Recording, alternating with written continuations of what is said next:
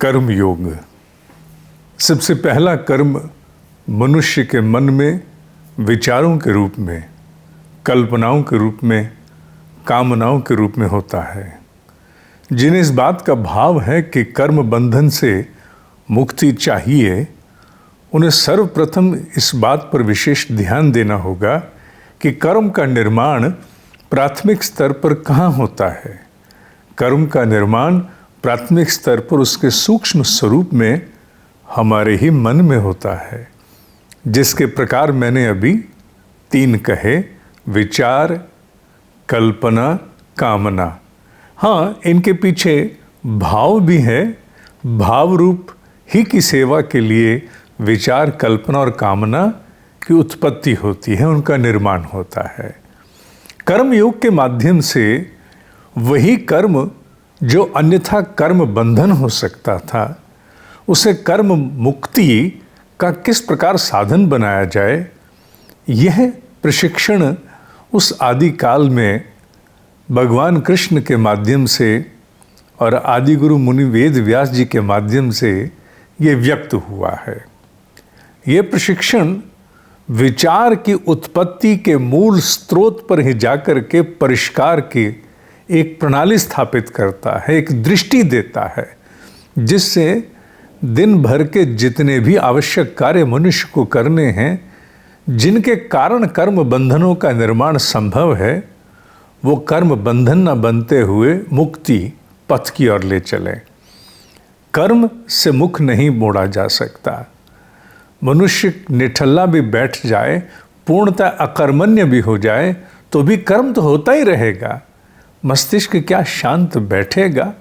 हाथ पैर के हिलने से ही अथवा कुछ बोलने से ही कर्म होता है, ऐसा समझने वाले बहुत बड़ी नादानी करते हैं।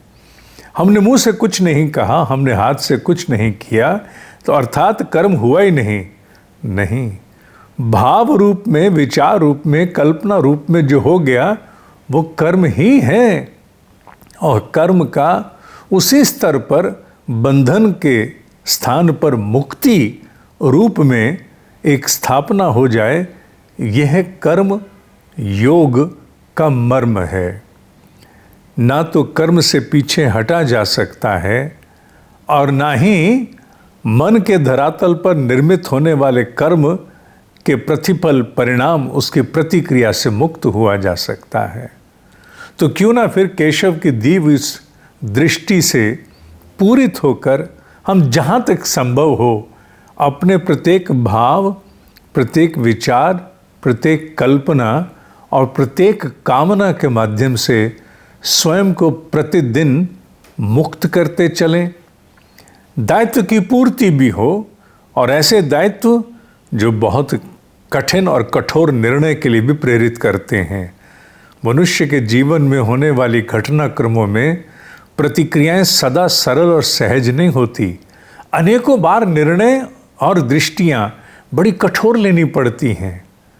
ऐसे में भी एक ऐसी दृष्टि प्राप्त होना अनिवार्य है कि बंधन नहीं, मुक्ति। कर्म योग का तात्पर्य है कर्म ही मुक्ति का साधन बन जाना।